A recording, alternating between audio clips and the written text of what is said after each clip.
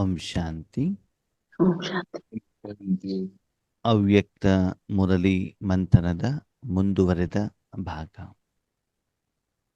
ಬಾಬಾ ಏನ್ ಹೇಳ್ತಾ ಇದ್ರು, ಲೌಕಿಕ ಪ್ರಪಂಚದಲ್ಲಿ, ಲೌಕಿಕ ಸಂಸಾರದಲ್ಲಿ, ಲೌಕಿಕ ಜೀವನದಲ್ಲಿ ವಯಸ್ಸಾಗ್ತಾ ಹೋದಾಗ, ಅನುಭವ ಜಾಸ್ತಿ ಆದಾಗ ನಿಮ್ಮ ಜವಾಬ್ದಾರಿನೂ ಕೂಡ ಏನಾಗ್ತದೆ, ಚೇಂಜ್ ಆಗುತ್ತೆ ಅಲ್ವಾ? ಹಾಗೆ ಅಲೌಕಿಕ ಪರಿವಾರದಲ್ಲೂ ಕೂಡ ನಿಮಗೆ ಅನುಭವ ಆಗ್ತಾ ಹೋದಾಗ ನಿಮ್ಮ ಜವಾಬ್ದಾರಿನೂ ಕೂಡ ಏನಾಗ್ತದೆ, ಚೇಂಜ್ ಆಗುತ್ತೆ. ಯಾವ ರೀತಿ? ಬಾಬಾ ಏನ್ ಹೇಳ್ತಾರೆ, ಈಗ ನಿಮ್ಮ ಜವಾಬ್ದಾರಿ ಏನಾಗಿರ್ಬೇಕು, ಪೂರ್ವಜರಾಗಬೇಕು. ಹೇಗೆ ನೀವೊಬ್ಬರೇ ಇದ್ದಾಗ, ಶಾರೀರಿಕವಾಗಿ ಜನ್ಮ ಪಡ್ಕೊಂಡಾಗ, ನೀವು ಚಿಕ್ಕವರಿದ್ದಾಗ ನಿಮ್ಮ ಎಲ್ಲ ಅವಶ್ಯಕತೆಗಳನ್ನ ನಿಮ್ಮ ತಂದೆ ತಾಯಿ ಪೂರ್ಣ ಮಾಡ್ತಾ ಇರ್ತಾರೆ ಅಲ್ವಾ? ಮಗು ಹೊಟ್ಟೆಯಲ್ಲಿದ್ದಾಗ ಆ ಮಗುವಿನ ಸಂಪೂರ್ಣ ಜವಾಬ್ದಾರಿ ಯಾರ್ದು? ಆಯ್ತು. ಅದೇ ಮಗು ಹೊರಗಡೆ ಬಂತು ಅಂತ ತಿಳ್ಕೊಳ್ಳಿ, ಬಂದಾಗ ತಂದೆನೂ ಕೂಡ ಸ್ವಲ್ಪ ಸಹಯೋಗವನ್ನ ಕೊಡ್ತಾರೆ, ಸ್ನಾನ ಮಾಡಿಸ್ಲಿಕ್ಕೆ, ಊಟ ತಿನ್ಸ್ಲಿಕ್ಕೆ, ಮಲಗಲಿಕ್ಕೆ, ಬಟ್ಟೆ ಕೊಡಿಸ್ಲಿಕ್ಕೆ ಅಲ್ವಾ? ಸ್ವಲ್ಪ ದೊಡ್ಡವರಾಗ್ತಾ ಹೋದಾಗ ಮಗು ಏನ್ ಮಾಡ್ಬೇಕಾಗ್ತದೆ? ಏನ್ ಮಾಡ್ಬೇಕು? ತನ್ನ ಕಾಲ ಮೇಲೆ ತಾನು ಎತ್ಕೊಳ್ಬೇಕು ಅಲ್ವಾ? ಮೊದ್ಲು ಎತ್ಕೊಂಡೇ ಇರ್ತಾರೆ ಮಗುವನ್ನ. ತಾನು ಊಟ ಮಾಡ್ಬೇಕು, ನಿಧಾನಕ್ಕೆ ತಾನು ಸ್ನಾನ ಮಾಡ್ಬೇಕು. ಆಮೇಲೆ ಹಳೆ ಕಾಲದಲ್ಲಿ ಮನೆ ಕೆಲಸವನ್ನ ಕಲ್ಸ್ಕೊಡೋರು, ಕಸ ಗುಡಿಸೋದು, ಪಾತ್ರೆ ತೊಳೆಯೋದು, ರಂಗೋಲಿ ಹಾಕೋದು, ಸ್ಕೂಲಿಗೆ ಹೋಗ್ಬೇಕು, ಶಿಕ್ಷಣವನ್ನ ಓದ್ಬೇಕು. ಆಮೇಲೆ ಮುಂದೆ ಹೋಗ್ತಾ ಹೋಗ್ತಾ ಪಾಠವನ್ನ ತಾನೇ ಅರ್ಥ ಮಾಡ್ಕೊಳ್ಬೇಕು. ಆಮೇಲೆ ಜಾಬಿಗೆ ಹೋಗ್ಬೇಕು, ಸಂಪಾದನೆ ಮಾಡಬೇಕು, ತನ್ನ ಖರ್ಚನ್ನ ತಾನೇ ನೋಡ್ಕೊಳ್ಬೇಕು. ಜೊತೆಗೆ ಮನೆಯಲ್ಲಿ ತಂದೆ ತಾಯಿ ಇರ್ತಾರಲ್ಲ, ಸಂಸಾರ, ಅದಕ್ಕೆ ಬೇಕಾಗಿರುವಂತಹ ಹಣವನ್ನು ಕೂಡ ಆ ಮಗುನೇ ಕೊಡಬೇಕಾಗ್ತದೆ. ತಂದೆ ತಾಯಿಗಳಿಗಿರ್ಬೋದು, ಸಹೋದರ ಆತ್ಮಗಳಿಗಿರ್ಬೋದು, ಮನೇಲಿ ಏನೇ ಒಂದು ಆರೋಗ್ಯದ ಖರ್ಚಿರ್ಬೋದು, ಮದುವೆ ಖರ್ಚುಗಳಿರ್ಬೋದು, ಅದೆಲ್ಲವನ್ನ ಏನ್ ಮಾಡ್ಬೇಕಾಗ್ತದೆ, ನೋಡ್ಕೊಳ್ಬೇಕಾಗ್ತದೆ. ಹಾಗೆ ದಿನದಿಂದ ದಿನಕ್ಕೆ ಆ ಮಗು ಇಂಡಿಪೆಂಡೆಂಟ್ ಆಗೋದ್ರ ಜೊತೆಗೆ ತನ್ನ ಸಂಪಾದನೆ ಆಧಾರದಲ್ಲಿ ಏನ್ ಮಾಡಬೇಕು, ಸಂಸಾರದ ಜವಾಬ್ದಾರಿ. ಇನ್ನೂ ಸ್ವಲ್ಪ ಹಣ ಜಾಸ್ತಿ ಇದ್ರೆ ಬಡವರಿಗೆ ಧನವನ್ನು ದಾನ ಮಾಡುವಂಥದ್ದು, ದೇವಸ್ಥಾನಗಳಿಗೆ ದೇಣಿಗೆಯನ್ನು ಕೊಡುವಂಥದ್ದು, ಬೇರೆಯವರಿಗೆ ಸಹಾಯ ಮಾಡುವಂತಹ ಕಾರ್ಯನೂ ಕೂಡ ಏನಾಗ್ತಾ ಇರ್ತದೆ, ನಡೀತಾ ಇರುತ್ತೆ. ಹೀಗೆ ಲೌಕಿಕದಲ್ಲಿ ಹೇಗೆ ಆ ಒಂದು ಜೀವನ ಹೇಳುವಂಥದ್ದು ಅನುಭವದಾಗ್ತಾ ಹೋದಾಗೆ ಮುಂದೆ ನಡ್ಕೊಂಡು ಹೋಗತ್ತೋ, ಮುಂದೆ ಮುಂದೆ ಹೇಳಿದಲ್ಲ ಬಾಬಾ, ಅವಿಭಕ್ತ ಕುಟುಂಬದಲ್ಲಿ ತಾತನಾದಾಗ, ಅಜ್ಜನಾದಾಗ ಸಲಹೆ ಸೂಚನೆ ಕೊಡೋದು ಮತ್ತು ಯಾರಿಗೆಷ್ಟು ಬೇಕೋ ಅಷ್ಟು ಧನವನ್ನ ಕೊಡುವಂಥದ್ದು. ಹಾಗೆ ಈ ಅಲೌಕಿಕ ಜೀವನದಲ್ಲೂ ಕೂಡ ನೀವ್ಯಾರಂತೆ, ಪೂರ್ವಜರು. ಈಗ ನಿಮ್ಮ ಕರ್ತವ್ಯ ಏನು? ನಿಮ್ಮ ಕರ್ತವ್ಯ ಏನು? ಪೂರ್ವಜರಾದ ನಿಮ್ಮ ಕರ್ತವ್ಯ ಏನು? ಭಗವಂತನ ಶಕ್ತಿ ವಿಶ್ವಕ್ಕೆ ಕೊಡುವುದು, ಪಾಲನೆ ಮಾಡೋದು. ಏನ್ ಮಾಡೋದು? ಪಾಲನೆ. ಯಾವ ರೀತಿ ಪಾಲನೆ? ಪಾಲನೆ ಯಾವ ರೀತಿ ಮಾಡ್ತಾರೆ? ಲೌಕಿಕದಲ್ಲಿ ಒಬ್ಬ ತಾತನಾದವನು ತಮ್ಮ ಕುಟುಂಬದವ್ರಿಗೆ ಯಾವ ರೀತಿ ಪಾಲನೆ ಮಾಡ್ತಾರೆ?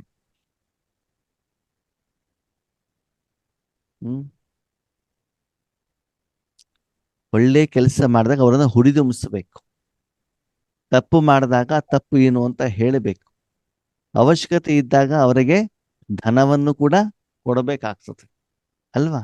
ಆ ರೂಪದಲ್ಲಿ ಅವಶ್ಯಕತೆ ಅನುಸಾರ ಪರಿವಾರದ ಪಾಲನೆಯನ್ನ ಮಾಡಬೇಕು. ನ್ಯಾಯದ ಅವಶ್ಯಕತೆ ಇದ್ದಾಗ ನ್ಯಾಯ ಕೊಡಬೇಕಾಗ್ತದೆ.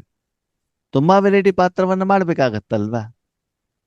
ಹಾಗೇನೆ ಅಲ್ಲಿ ಅವನು ಯಾರು ಮುಖ್ಯ ಇರ್ತಾನೆ, ಅವನಿಗೆ ನಿಂದನೆಯೂ ಕೂಡ ಹೆಚ್ಚಿಗೆ ಬರ್ತದೆ. ನೀವು ಅವ್ರ ಪರವಾಗಿದ್ದೀರಿ, ಇವ್ರ ಪರವಾಗಿದ್ದೀರಿ ಅಲ್ವಾ? ಅದನ್ನು ಕೂಡ ಬರ್ತದೆ. ಅದನ್ನು ಕೂಡ ಅವನು ಸಹಿಸ್ಕೊಳ್ಬೇಕಾಗ್ತದೆ. ಸಿಟ್ಟು ಮಾಡ್ಕೊಳ್ಳೋವಂಗಿಲ್ಲ, ಎಲ್ಲರನ್ನು ಸಮಭಾವದಲ್ಲಿ ನೋಡ್ಕೊಳ್ಬೇಕು, ಎಲ್ಲೂ ಕಂಪ್ಲೇಂಟ್ ಬರ್ದಿದ್ದಂಗೆ ನೋಡ್ಕೊಳ್ಬೇಕು. ಇದೆಲ್ಲ ಯಾರ ಜವಾಬ್ದಾರಿ? ಆ ಒಂದು ಮುಖ್ಯ ಆತ್ಮನ ಜವಾಬ್ದಾರಿ. ಹಾಗೆ ಇಲ್ಲಿ ನಮ್ಮ ಜವಾಬ್ದಾರಿ ಏನು ಅಂತಂದ್ರೆ ಪಾಲನೆ ಮಾಡ್ಬೇಕಂತ. ಯಾರನ್ನ? विश्ववನ್ನ तो आप इस सारे वृक्ष के टाल टालियां व पत्तों की पालना करने वाले सकाश देने वाले पूर्वज हो। ನೀವು ಪೂರ್ತಿ ವೃಕ್ಷದ ರೆಂಬೆ ಕೊಂಬೆ ಮತ್ತು ಎಲೆಗಳಿಗೆ ಪಾಲನೆ ಕೊಡುವಂಥವರು ಅಥವಾ ಶಕ್ತಿಯನ್ನು ಕೊಡುವಂತ ಪೂರ್ವಜರಾಗಿದ್ದೀರಿ. ಓಕೆ, ಈಗ ಪ್ರಶ್ನೆ, ಒಂದು ವೃಕ್ಷ ಅಂತಂದ್ರೆ ಆದ್ಮೇಲೆ ಏನೇನು ಇರ್ತದೆ? ಎಲೆ, ಹಣ್ಣು, ಕಾಯಿ, ಹಾ, ಆಮೇಲೆ ಹಣ್ಣು, ಹೂವ, ಕಾಯಿ, ಹಾ, ಪೀಸು. ರೆಂಬೆ, ಕೊಂಬೆ, ಕಾಂಡ, ಬೇರು ಎಲ್ಲ ಇರ್ತದೆ, ಹೌದಾ? ಓಕೆ, ಇಲ್ಲಿ ಬಾಬೆ ಹೇಳೋದೇನು ಅಂತಂದ್ರೆ, ನೀವು ರೆಂಬೆ ಕೊಂಬೆ ಮತ್ತು ಎಲೆಗಳಿಗೆ ಪಾಲನೆಯನ್ನು ಕೊಡಿ ಅಂತ ಹೇಳ್ತಾರೆ. ಸರಿನಾ? ಇಲ್ಲಿ ಕಾಂಡದ ಬಗ್ಗೆ ಯಾಕೆ ಮಾತಾಡ್ತಿಲ್ಲ ಬಾಬಾ, ಬೇರಿನ ಬಗ್ಗೆ ಯಾಕೆ ಮಾತಾಡ್ತಾ ಇಲ್ಲ? ಯಾಕೆ ಮಾತಾಡ್ತಿಲ್ಲ? ಬೇರಿನ ಬಗ್ಗೆ, ಕಾಂಡದ ಬಗ್ಗೆ ಬಾಬಾ ಮಾತಾಡ್ತಿಲ್ಲ. ನೀವು ಯಾರು ಪಾಲನೆ ಮಾಡ್ಬೇಕಂತೆ? ರೆಂಬೆ ಕೊಂಬೆಗಳು ಮತ್ತು ಎಲೆಗಳು, ಇವರ ಪಾಲನೆಯನ್ನು ಮಾಡಿ. ಯಾಕಂದ್ರೆ ನೀವು ಹಳೆಯ ಆತ್ಮರು, ಪೂರ್ವಜ ಆತ್ಮರು, ಅವ್ರಿಗೆ ಹೆಂಗ್ ಪಾಲನೆ ಮಾಡ್ಬೇಕಂತೆ? ಶಕ್ತಿಗಳನ್ನ ಕೊಡೋದ್ರ ಮೂಲಕ ಪಾಲನೆಯನ್ನು ಮಾಡಿ ಅಂತ ಹೇಳ್ತಿದ್ರು. ಓಕೆ, ಹಾಗಿದ್ರೆ ಬಾಬಾ ರೆಂಬೆ ಕೊಂಬೆ ಮತ್ತು ಎಲೆಯನ್ನ ಮಾತ್ರ ಯಾಕೆ ಹೇಳ್ತಿದ್ದಾರೆ? ಬೇರಲ್ಲಿರೋರು ಕಾಂಡದಲ್ಲಿರೋರು ಆಲ್ರೆಡಿ ಅವರು ಪಾಲನೆ ತಗೊಂಡಿರ್ತಾರೆ, ತಗೊಂಡಿದ್ದಾರೆ ಅಲ್ವಾ? ರೆಡಿ ಇರ್ತಾರೆ ಅವರು. ಆದ್ರಿಂದ ನಾವು ರೆಂಬೆ ಕೊಂಬೆಗಳಿಗೆಲ್ಲ ಪಾಲನೆ ಕೊಡಬೇಕು, ಎಲೆಗಳು. ಅಂದ್ರೆ ಯಾರು ಸ್ವಂತ ಸಂಪಾದನೆ ಮಾಡ್ತಿರ್ತಾರೋ, ಯಾರ ಹತ್ರ ಹಣ ಇರ್ತದೋ, ಅವರಿಗೆ ದಾನ ಧರ್ಮ ಮಾಡಬೇಕಾದ ಅವಶ್ಯಕತೆ ಇರುತ್ತಾ? ಇಲ್ಲ, ಇಲ್ಲ. ಯಾರಿಗೆ ದಾನ ಧರ್ಮ ಮಾಡಬೇಕು? ಬೇರವ್ರಿಗೆ. ಯಾರ ಹತ್ರ ಹಣ ಇಲ್ವೋ, ಯಾರು ಫುಲ್ ಲಾಸ್ ಆಗ್ಬಿಟ್ಟಿದಾರೋ, ದರಿದ್ರರಾಗ್ಬಿಟ್ಟಿದಾರೋ, ಬಡವರಾಗ್ಬಿಟ್ಟಿದಾರೋ, ಸಂಪಾದನೆ ಮಾಡುವಂತ ಶಕ್ತಿ ಇಲ್ವೋ, ಯೋಗ್ಯತೆ ಇಲ್ವೋ, ಅರ್ಹತೆ ಇಲ್ವೋ, ಅಂಥವ್ರಿಗೆ ಏನ್ ಮಾಡ್ಬೇಕಾಗ್ತದೆ? ಪಾಲನೆ ಮಾಡಬೇಕಾಗ್ತದೆ ಅಲ್ವಾ? ಸಂಗಮ ಯುಗದಲ್ಲಿ ಇರುವಂತ ಆತ್ಮಗಳು, ಬೇರಿನಲ್ಲಿ ಇರುವಂತ ಆತ್ಮಗಳು, ಅವರು ಆಧ್ಯಾತ್ಮಿಕ ಸಂಪಾದನೆ ಮಾಡ್ತಾ ಇರ್ತಾರಲ್ವಾ? ಬೇರೆಯವ್ರು ದಾನ ಮಾಡ್ತಿರ್ತಾರಲ್ವಾ? ಅವ್ರಿಗೆ ಮಾಡೋ ಅವಶ್ಯಕತೆ ಇದೆಯಾ? ಇಲ್ಲ. ಇಲ್ಲ. ಸತ್ಯುಗ ತ್ರೇತಾಯುಗದಲ್ಲಿರುವಂತ ಆತ್ಮಗಳು, ಅವರು ಕೂಡ ಸಂಗಮ ಯುಗದಿಂದ ಮಾಡಿರುವಂತ ಸಂಪಾದನೆಯನ್ನು ಅಲ್ಲಿ ತೆಗೆದುಕೊಂಡು ಹೋಗಿರ್ತಾರೆ. ಅದಕ್ಕೆ ಅವರಿಗೂ ಕೂಡ ಯಾವುದರ ಅವಶ್ಯಕತೆ ಇಲ್ಲ. ಅವರು ಯಾವುದನ್ನು ಕೂಡ ಏನ್ ಮಾಡೋದಿಲ್ಲ, ಬೇಡೋದಿಲ್ಲ ಅಲ್ವಾ? ಈಗ ಬೇಡ್ತಾ ಇರೋರು ಯಾರು? ಶಾಂತಿ ಬೇಕು, ಸುಖ ಬೇಕು, ಸಂತೋಷ ಬೇಕು, ಆನಂದ ಬೇಕು, ಭಗವಂತ ಬೇಕು ಅಂತ ಕೇಳ್ತಾ ಇರೋದು ಯಾರು? ಪ್ರಪಂಚದ ದ್ವಾಪರ ಯುಗದ ನಂತರದಲ್ಲಿ ಬಂದಿರುವಂತಹ ಆತ್ಮಗಳು ಅಲ್ವಾ? ಅವರು ಪರಮಧಾಮದಿಂದ ಆದ್ರೂ ಬರ್ಲಿ, ಅಥವಾ ಸತ್ಯುಗ ತ್ರೇತಾಯುಗದಿಂದ ಆದ್ರೂ ಬರ್ಲಿ ಅಲ್ವಾ? ಬೇಕಾಗಿರೋದು ಯಾರಿಗೆ? ಶಾಂತಿ ದ್ವಾಪರ ಯುಗದ ನಂತರ ಬಂದ. ಓಕೆ, ದ್ವಾಪರ ಯುಗ ಎಲ್ಲಿಂದ ಸ್ಟಾರ್ಟ್ ಆಗುತ್ತೆ? ವೃಕ್ಷದಲ್ಲಿ ರೆಂಬೆ ಕೊಂಬೆಗಳು ಬರ್ತಾವಲ್ಲ ಅಲ್ವಾ? ಓಕೆ, ಆ ರೆಂಬೆ ಕೊಂಬೆಗಳು ಯಾವುದು? ದ್ವಾಪರ ರೆಂಬೆ ಕೊಂಬೆಗಳು ಯಾವುದರ ಇಂಡಿಕೇಶನ್? ಓಕೆ, ಬೇರೆ ಇಂಡಿಕೇಶನ್ ಧರ್ಮಗಳು, ಬೇರೆ ಬೇರೆ ಧರ್ಮಗಳು ಅಲ್ವಾ? ಒಂದೊಂದು ರೆಂಬೆ ಒಂದೊಂದು ಧರ್ಮ, ಅದರಲ್ಲಿ ರೆಂಬೆ ಕೊಂಬೆಗಳು ಇರ್ತಾವಲ್ಲ, ಅದರಲ್ಲಿ ಅವ್ರವ್ರ ಬೇರೆ ಬೇರೆ ಪಾರ್ಟ್. ಈಗ ನಮ್ಮಲ್ಲಿ ಹಿಂದೂ ಧರ್ಮ ಡಿವೈಡ್ ಆದ್ಮೇಲೆ ಲಿಂಗಾಯತ್ಸ್ ಬೇರೆ, ರೆಡ್ಡಿಸ್ ಬೇರೆ, ಹಿಂಗೆ ಬೇರೆ ಬೇರೆ ಬೇರೆ ಬೇರೆ ರೀತಿ ಇರ್ತದಲ್ಲ, ಅವರಲ್ಲಿ ಜಾತಿಗಳು, ಉಪಜಾತಿಗಳು ಅಲ್ವಾ? ಕಾಂಡ ಅಂತಂದ್ರೆ ಆದಿ ಸನಾತನ ದೇವಿ ದೇವತಾ ಧರ್ಮ ಅಲ್ವಾ? ಬೇರು ಅಂತಂದ್ರೆ ನೀವೇನ್ ಮಾಡುವಂತರು? ಪೂರ್ತಿ ವೃಕ್ಷಕ್ಕೆ ಶಕ್ತಿಯನ್ನ ಗುಪ್ತವಾಗಿ ಕೊಡುವಂಥವರು. ಅಂದಮೇಲೆ ಯಾರು ಸಂಪಾದನೆ ಮಾಡ್ತಾ ಇಲ್ವೋ, ಅಥವಾ ಸಂಪಾದನೆ ಮಾಡ್ಬಿಟ್ಟು ಖಾಲಿ ಮಾಡ್ಕೊಂಡಿದ್ದಾರೋ, ಅವ್ರಿಗೇನ್ ಮಾಡ್ಬೇಕಾಗ್ತದೆ? ಪಾಲನೆ ಕೊಡಬೇಕಾಗ್ತದೆ. ಎಲೆಗಳು ಅಂತಂದ್ರೆ ಯಾರು?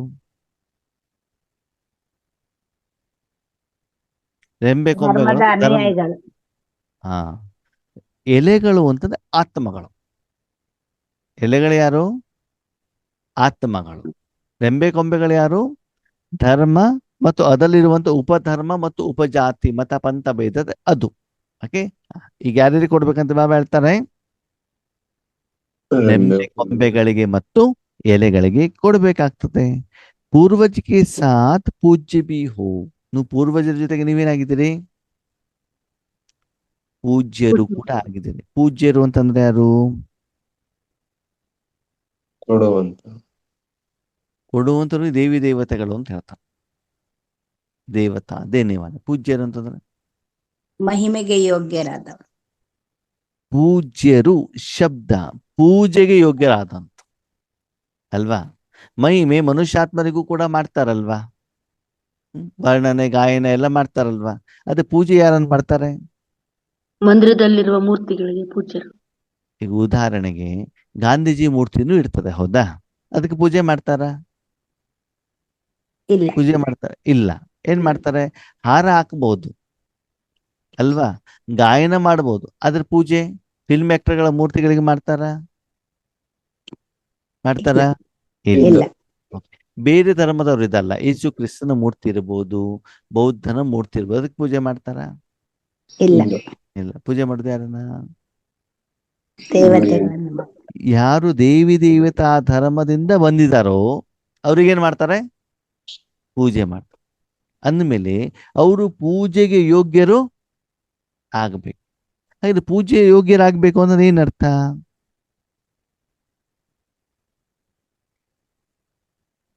ಓಕೆ, ಎದುಗಡೆಗಿರುವಂತ ಒಂದು ಆತ್ಮ ತನ್ನ ಎದುಗಡೆಗಿರುವಂತ ಆತ್ಮನ ಎದುಗಡೆಗೆ ಸಿಟ್ಟು ಮಾಡ್ತಾರೆ, ಜಗಳ ಮಾಡ್ತಾರೆ ಅಂತ ಏನರ್ಥ?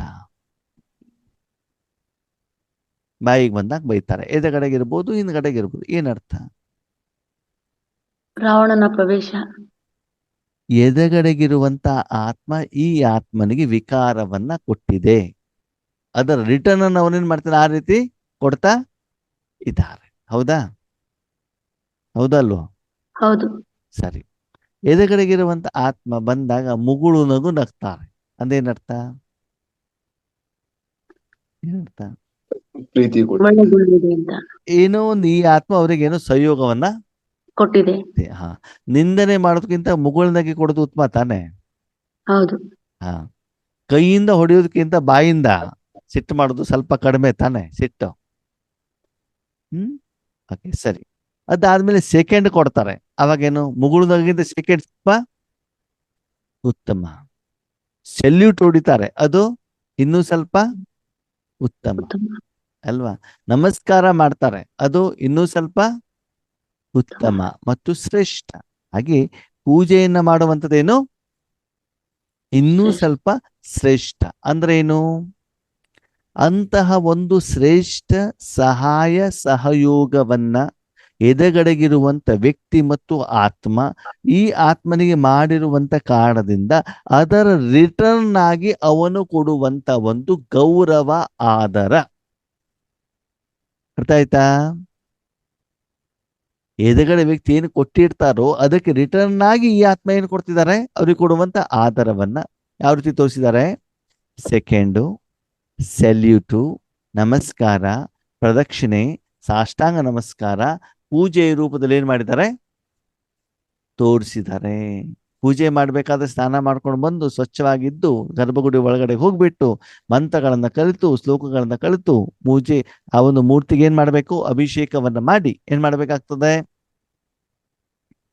ಪೂಜೆ ಮಾಡ್ಬೇಕಲ್ವ? ಹಾಗಿದ್ರೆ ಆತ್ಮೀಯರೇ, ಆ ರೀತಿ ಪೂಜೆಗೆ ಯೋಗ್ಯರಾಗಬೇಕು ಅಂದ್ರೆ ನೀವೇನ್ ಮಾಡ್ಬೇಕು?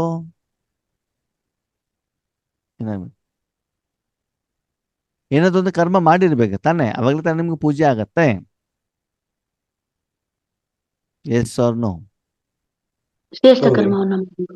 ಇದು ಏನು ಮಾಡ್ಬೇಕು ಅಂತ ನಿಮ್ಮ ಪೂಜೆ ಎಷ್ಟು ವರ್ಷ ಆಗ್ಬೇಕು? ಎಷ್ಟು ವರ್ಷ ಆಗ್ಬೇಕು ಪೂಜೆ? ನಿಮ್ದು ಎಷ್ಟು ವರ್ಷ ಆಗ್ಬೇಕು? 2,500 ವರ್ಷ. ವರ್ಷ. ಸರಿ. ಎಲ್ಲ ಆತ್ಮಗಳ ಪೂಜೆ 2,500 ವರ್ಷ ಆಗತ್ತಾ? ಇಲ್ಲ. ಯಾಕಂದ್ರೆ ಎಲ್ಲಾ ದೇವಸ್ಥಾನಗಳಿಗೂ ದ್ವಾಪರ ಯುಗ ಆದ ತಕ್ಷಣದಲ್ಲಿ ಎಲ್ಲಾ ದೇವಸ್ಥಾನಗಳು ಓಪನ್ ಆಗಲ್ವಲ್ಲ? ಹೌದು. ಹೌದಾ? ಸೋಮನಾಥ ಏನು ಸ್ಟಾರ್ಟಿಂಗ್ ಅಲ್ಲಿ ಓಪನ್ ಆಗಿದೆ, ಆಮೇಲೆ ಎಷ್ಟೆಷ್ಟು ದೇವಸ್ಥಾನಗಳಿದ್ದಾವೆ ನಾವು ಇವತ್ತು ನೋಡ್ತಿದ್ದೀವಿ. 2,500 ವರ್ಷ ಹಳೆ ದೇವಸ್ಥಾನಗಳಿದ್ದಾವೆ, 2,000 ವರ್ಷದಿದೆ, 500 ವರ್ಷದಿದೆ ಅಲ್ವಾ? ಅಥವಾ 1 ವರ್ಷದಿಂದ ಓಪನ್ ಆಗಿರೋ ದೇವಸ್ಥಾನಗಳು ಕೂಡ ಇದೆ. ಅಂದೇನರ್ಥ? ಯಾರು ಕೊನೆಗಳಲ್ಲಿ ಸ್ವಲ್ಪ ಪ್ರಮಾಣದಲ್ಲಿ ಯಾರು ಪರಮಾತ್ಮನ ಶಕ್ತಿಯನ್ನ ಬೇರೆಯವರು ಕೊಟ್ಟಿದಾರೋ ಅದಕ್ಕೆ ತಕ್ಕಾಗಿ ಅವ್ರಿಗೆ ಏನ್ ಮಾಡ್ತಾರೆ, ಅಷ್ಟು ವರ್ಷ ಏನಾಗ್ತದೆ ಅವ್ರಿಗೆ ಪೂಜೆ ಆಗ್ತದೆ. ನಡಿ ವಿಧಿವತ್ತಾಗಿ ಪೂಜೆ ಆಗೋದು ಇರ್ತದೆ, ತಿಂಗಳಿಗೂ ವರ್ಷಕ್ಕೊಂದ್ಸಲ ಪೂಜೆ ಆಗೋದು ಇರುತ್ತೆ. ಇರುತ್ತೆ. ಹಾಗೆ ಪೂಜೆಗೆ ಯೋಗ್ಯರಾಗಬೇಕು ಅಂತ ಏನ್ ಮಾಡ್ಬೇಕು ನೀವು ಹೇಳಿ ನೋಡೋಣ. ಪೂರ್ತಿ 5,000 ವರ್ಷದಲ್ಲಿ ಆತ್ಮಗಳು, ಒಂದು ಆತ್ಮ ಇನ್ನೊಬ್ಬರಿಗೆ ಗೌರವ ಕೊಡೋದಲ್ಲಿ ಶ್ರೇಷ್ಠ ಸ್ಥಿತಿನೇ ಪೂಜೆ. ಹೌದಾ? ಹೌದು. ಕೀರ್ತನೆ ಗಾಯನಕ್ಕಿಂತ ಸರ್ವಶ್ರೇಷ್ಠ ಯಾವುದು? ಪೂಜೆ ಮಾಡೋದು. ಹಾಗಿದ್ರೆ ಆ ಪೂಜೆಯನ್ನ ಅವರು ಸ್ವೀಕಾರ ಮಾಡಬೇಕು ಅಂತಾರೆ ಅದಕ್ಕೆ ತಕ್ಕಾಗಿ ಅದಕ್ಕೆ ಸರಿಸಮಾನವಾದಂತ ಯಾವ ಕರ್ಮವನ್ನ ಅವರು ಮಾಡಿರಬೇಕು.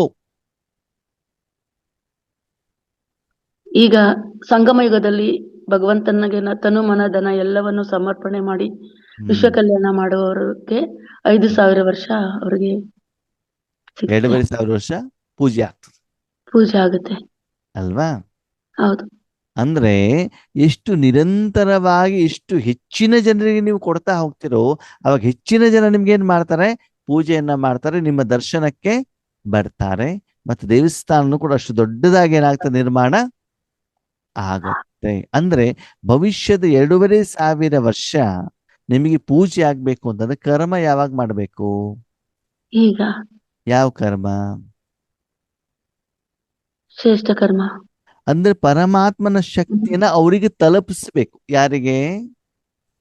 ಆ ಆತ್ಮಗಳಿಗೆ ನಿಸ್ವಾರ್ಥ ಭಾವದಿಂದ ನಿಮಿತ್ತ ಭಾವದಿಂದ ಅವರಿಗೆ ತಲುಪಿಸಬೇಕು. ಆವಾಗ ಅದರ ಈಗ ನೀವು ಕೊಟ್ಟಿರೋದನ್ನ 5,000 ವರ್ಷದ ನಂತರದಲ್ಲಿ ನಿಮ್ಗೆ ಏನ್ ಮಾಡ್ತಾರೆ ಅವರು, ಅಥವಾ 2,500 ವರ್ಷದ ನಂತರ ಏನ್ ಮಾಡ್ತಾರೆ, ರಿಟರ್ನ್ ಕೊಡ್ಲಿಕ್ಕೆ ಬರ್ತಾರೆ. ಇವಾಗ ಒಂದು ಸ್ಕೂಲ್ ಮಗುಗೆ ಫೀಸ್ ನೀವೇನ್ ಮಾಡಿದ್ರಿ, ಮಾಡ್ಲಿಕ್ಕೆ ಹೆಲ್ಪ್ ಮಾಡಿದೆ ಅಂತ ತಿಳ್ಕೊಳ್ಳಿ, ಸ್ಕೂಲ್ ಕಾಲೇಜ್ ಹೋಗ್ಬೇಕಾದ್ರೆ ಅವರು ರಿಟರ್ನ್ ಯಾವಾಗ ಮಾಡ್ತಾರೆ? ಜಾಬ್ ಮಾಡಿ. ಅವರು ಎಜುಕೇಶನ್ ಎಲ್ಲ ಮುಗಿದು ಜಾಬಿಗೆ ಜಾಯಿನ್ ಆಗಿ ಅವ್ರದೆಲ್ಲ ಖರ್ಚುಗಳಾದ ಮೇಲೆ ಆಮೇಲೆ ಅವ್ರು ಏನ್ ಮಾಡ್ತಾರೆ, ನಿಮ್ಮ ಹತ್ರ ಹಣವನ್ನ ರಿಟರ್ನ್ ಕೊಡ್ಲಿಕ್ಕೆ ಬರ್ತಾರಲ್ಲ. ಹಾಗೆ ಇಲ್ಲೂ ಕೂಡ ಬಾಬಾ ಹೇಳ್ತಾರೆ, ಮಕ್ಕಳೇ ನೀವೇನು ಸ್ವಪ್ನ ಕಲ್ಪನೆ ಮಾಡ್ತಿಲ್ಲ, ನಮ್ಮ ಎದುರುಗಡೆಗೆ ಆತ್ಮಗಳು ಬರ್ತಾರೆ ಅಂದ್ರೆ ಆ ಬರೀ ಸ್ವಪ್ನ ಕಲ್ಪನೆಯಲ್ಲಿ ಇದ್ರೆ ಆಗೋದಿಲ್ಲ. ಈಗ ನೀವೇನ್ ಮಾಡ್ಬೇಕಾಗ್ತದೆ, ಆ ಎಲ್ಲ ಆತ್ಮಗಳಿಗೆ ಏನ್ ಕೊಡ್ಬೇಕಂತೆ? ಶಕ್ತಿಯನ್ನ ಕೊಡು. ಭಗವಂತನ ಶಕ್ತಿ. ಅದಕ್ಕೆ ಸಕಾಶ ಅಂತ ಹೇಳ್ತಾರೆ. ಬೆಳಕನ್ನ ಕೊಡೋದಕ್ಕೆ ಹೇಗೆ ಪ್ರಕಾಶ ಅಂತ ಹೇಳ್ತಾರೋ, ಶಕ್ತಿಯನ್ನ ಕೊಡೋದಕ್ಕೆ ಏನ್ ಹೇಳ್ತಾರೆ? ಸಕಾಶ. ಸಕಾಶ ಅಂತ ಹೇಳ್ತಾರೆ. ಹಾಗೆ ಸಕಾಶ ಅಂದ್ರೆ ಕಿರಣನ ಇಲ್ಲ, ಇಲ್ಲ, ಅದೇನು ಅನುಭವ, ಅನುಭವ. ಎನರ್ಜಿ ಫ್ಲೋಯಿಂಗ್ ಅಲ್ವಾ? ಅದನ್ನ ನೀವು ಮಾಡೋದರ ಮೂಲಕ ಪೂರ್ತಿ ಸರ್ವ ಆತ್ಮರಿಗೆ ಪಾಲನೆ ಮಾಡ್ತಾ ಇದ್ದೀರಾ. ಅಥವಾ ಅಥವಾ ಏನು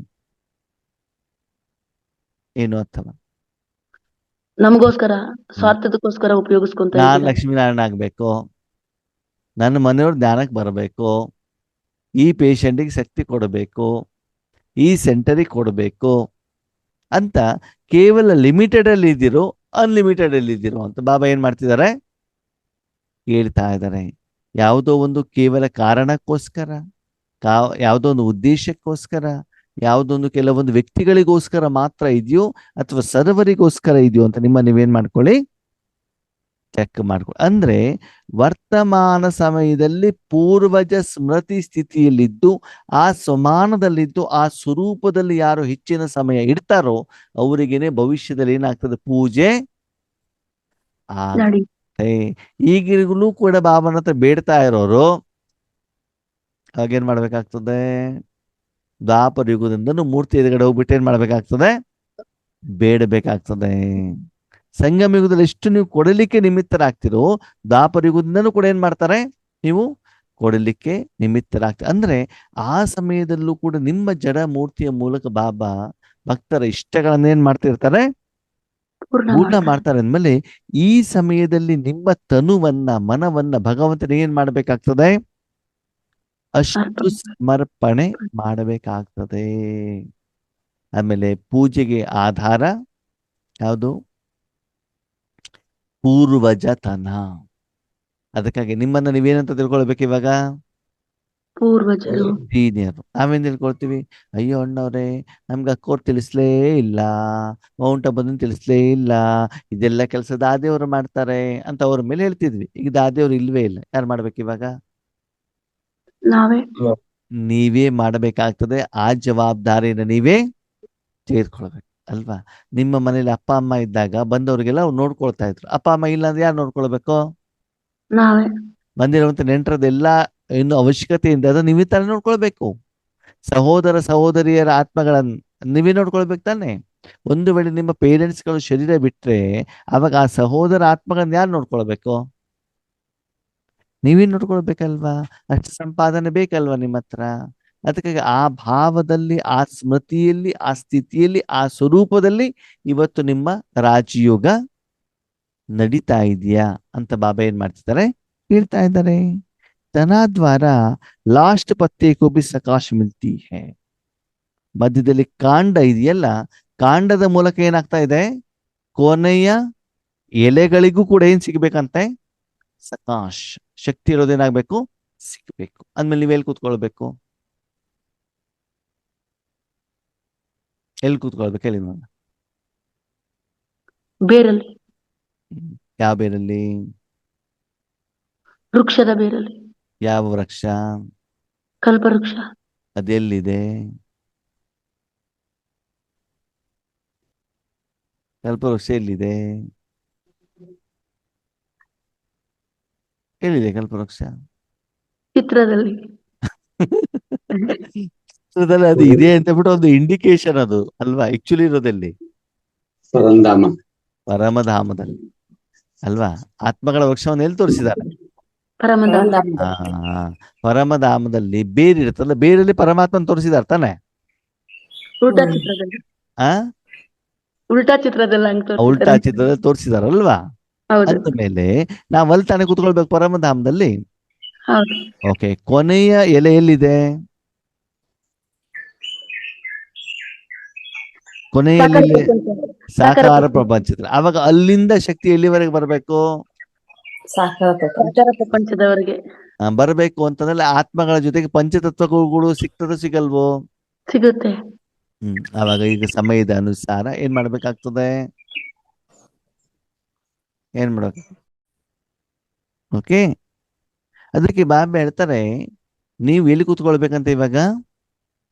ಪರಮಧಾಮ. ಬಾಬನ ಹತ್ರ ಕೂತ್ಕೊಂಡ್ಬಿಟ್ಟು ಪೂರ್ತಿ ಮೂರು ಲೋಕಕ್ಕೆ ಏನ್ ಕೊಡ್ಬೇಕು? ಶಕ್ತಿಯನ್ನ ಕೊಡಲಿಕ್ಕೆ ನಿಮಿತ್ತರಾಗ್ಬೇಕು. ಅವಾಗ ನಿಮ್ಗೆ ಏನ್ ಅನುಭವ ಆಗ್ಬೇಕು? ಏನ್ ಅನುಭವ ಆಗ್ಬೇಕು?